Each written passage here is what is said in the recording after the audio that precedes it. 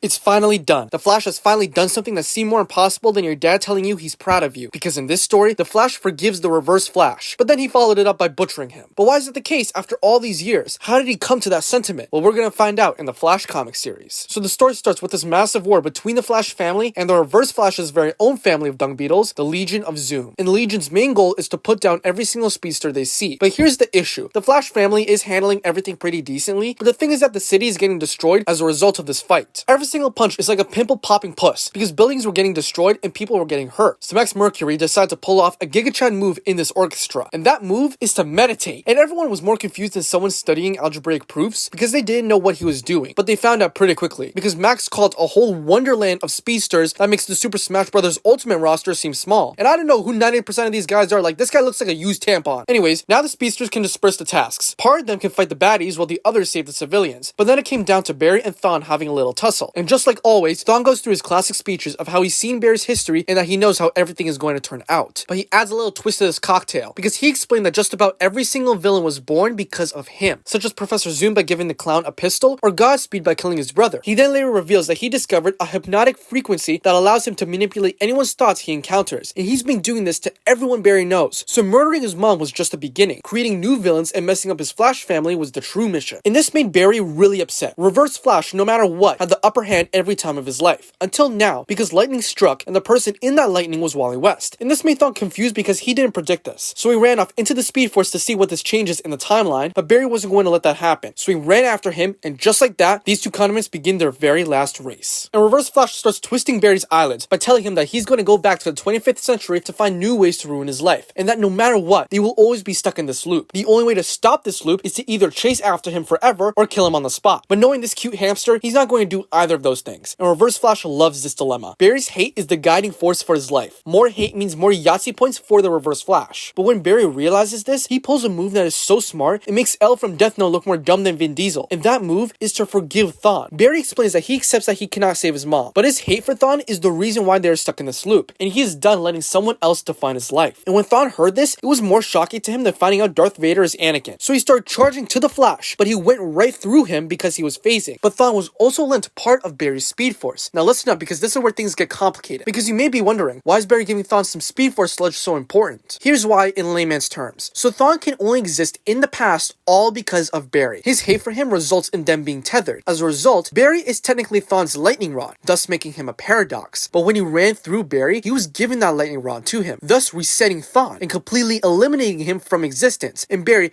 actually beat him because in future issues, Reverse Flash isn't there. So Flash, just because he forgave Thawne, finally put him down. And as a result, Barry made it out of the Speed Force, spent time with his whole Flash Bubble Guppy squad, and thanks to forgiveness, he was finally at peace. And that's about it. Subscribe and I'll see you later.